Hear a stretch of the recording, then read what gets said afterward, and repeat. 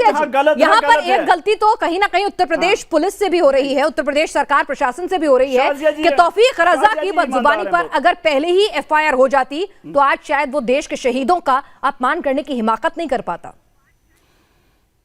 देखिए, ना सिर्फ तौकीर रजा पर, जैसे कि मैंने आपको पहले बताया, सलमान खुर्शीद, दिग्विजय सिंह लगातार इस बात को कह रहे हैं।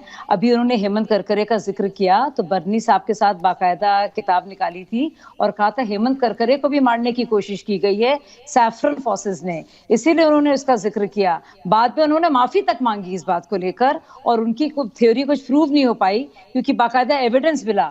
लेकिन ये लोग ऐसे हो गए हैं कि ये लोग सच में देश के दुश्मन हैं और मुझे बहुत अफसोस हो रहा है किस राह पे ले जा रहे हैं ये लोगों को। उनकी सोच देखिए आप, नफरत से भरी हुई है। उस कांग्रेस की तरफ से बोल रहे हैं, उस कांग्रेस की तरफ से बोल रहे हैं गाय के ऊपर कितने लोगों को मारा, जिन्होंने सालों साल अफरोजल को शंबर आगर ने जिंदा जला लिया। आग में भारत में पहली बार एक बंगाल के मालदा के इंसान को राजस्थान में जिंदा पेट्रोल डाल के जला दिया था। वो आतंकवाद नहीं है भगवान। की तरफ नहीं बोलेंगे, चाहते हैं कि उनके कश्मीरी भाई बहन को मारा जाए। इन्हें पसंद है अपनी ही कौम, अपने ही भाई बहनों के खिलाफ ये लोग काम करते हैं।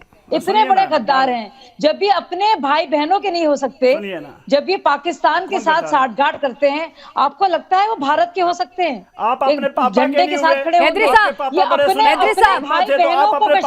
आरोप गंभीर है। जाजिया जी कह रही हैं बच्चों को जो देश का नहीं हुआ उससे क्या उम्मीद की जाए?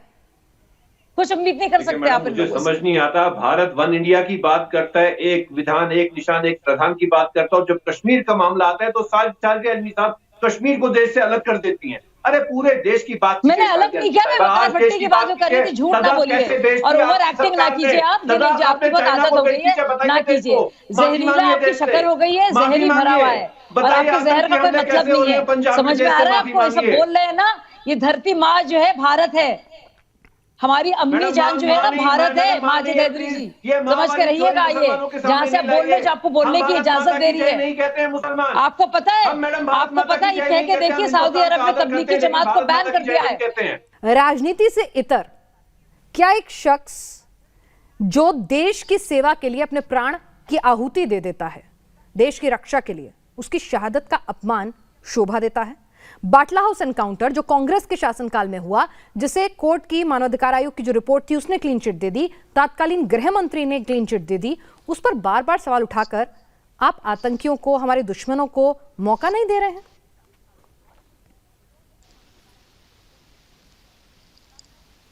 उठाएंगे, करोड़ बार उठाएंगे, क्योंकि इस देश का संवैधानिक अधिकार है। ये कोई असंवैधानिक बात नहीं है, कोई देशद्रोह की बात नहीं है। सवाल पूछना हमारा हक है, क्योंकि पिछले 7 साल से जो हम इस देश में राजनीति देख रहे हैं, हर चीज में हिंदू मुसलमान होता है। मुसलमानों का हक किसी बात पे नहीं मिलता। जो कोई भी आतंकी भागवा से जुड़ा था पिछले 7 साल में छुड़ गया है, और जो कोई बेगुनाह मुसलमान था वो हर रोज जेल में था। कोई बात नहीं करता। माजिद हैदरी, बाटला हाउस एनकाउंटर में मारे गए आतंकी बेगुनाह मुसलमान थे या आतंकवादी थे? देश के दुश्मन थे या मुसलमान थे?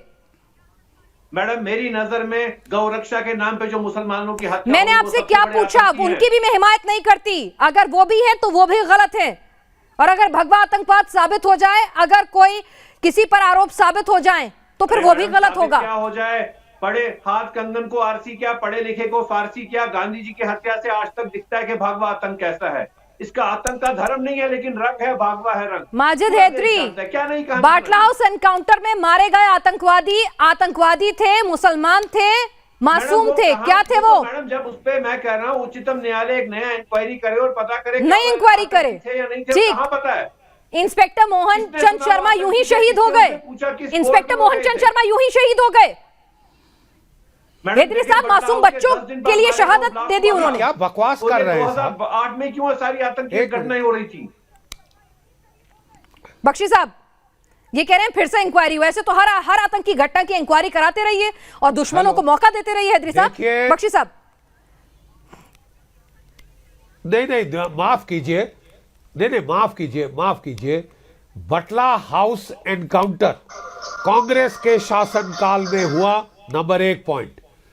तत्कालीन होम मिनिस्टर चिदम्बरम ने इसे बिल्कुल क्लीन चिट दी, नंबर 2 पॉइंट। हाई कोर्ट ने इसे जायज ठहराया, नंबर 3।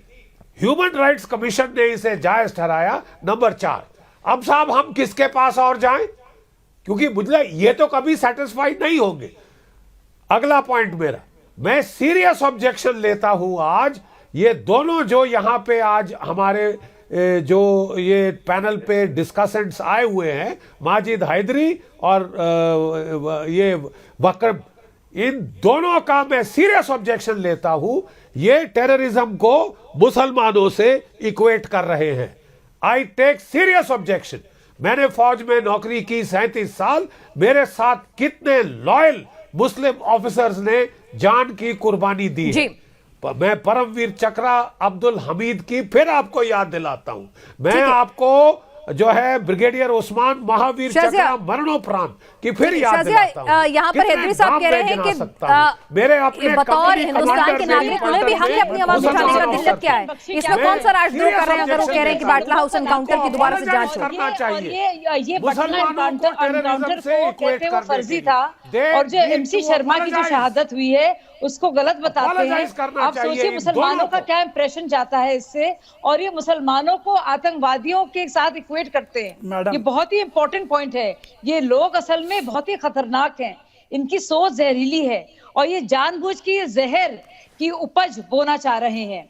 आप देखिए ये वकार ऐसे लोग हैं, माजिद हैदरी, ये चाहते हैं कि खून की नदियां बहें, इसीलिए तो अपने स्टेट में भी ऐसे काम करवा रहे हैं ये लोग, और ये चाह रहे हैं यही सब कुछ और जगह पे हो। तो असल में पता नहीं किस देश के ये लोग हैं, कहाँ पे है, लेकिन इनमें जरा सा भी माजिद हैदरी मुसलमानों का समर्थन करते हैं या फिर देश के शहीद? यहाँ पे आप मुसलमान और हिंदू कर रहे हैं। आपको समझ में नहीं आ रहा कि हम देश की सुरक्षा, देश के आतंकी, देश के दुश्मन और देश के शहीदों की बात कर रहे हैं आज फॉर अ चेंज? इनका ये सिर्फ और सिर्फ गंदगी और जहर फैलाना चाहते हैं, और हमें बचना है लोगों से, इन जहरीले लोगों से हमें बचना है।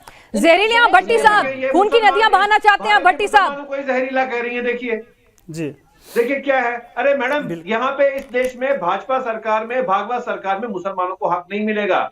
आज आप हमारी सांसद नहीं है, आज हमारी सरकार है। अरे क्या मिल रहा है मैडम? आपके जैसे वरिष्ठ पत्रकार रही है, बहुत पढ़ी लिखी महिला को सांसद नहीं बनाया गया। ये है भाजपा की हैसियत। क्या कह रही हैं आप? कितने मिनिस्टर है मुसलमान भाजपा सरकार में? कितने मिनिस्टर है मुसलमान? कितने सांसद है मुसलमान? अभी बख्शी जी ने बाकायदा गिनवाया आपको, चाहे वो NHRC हो, हाई कोर्ट हो या सुप्रीम कोर्ट हो। आप क्यों आतंकवादियों के साथ खड़े हैं? मुझे समझ में नहीं आता है, चाहे उसका कोई भी धर्म हो। क्या आप चाहते हैं कि सब लोग समझे कि मुसलमान ऐसे हैं? आप मुसलमानों मैडम, आपने मुसलमान का कोड आतंकी रख दिया है। मैं बेचारे मुसलमान के साथ खड़ा होता हूं, बेचारे मुसलमान के साथ, बेचारे सिख के साथ, बेचारे दलित के साथ खड़ा होता हूं। आपके जैसे लोग हैं असली गद्दार।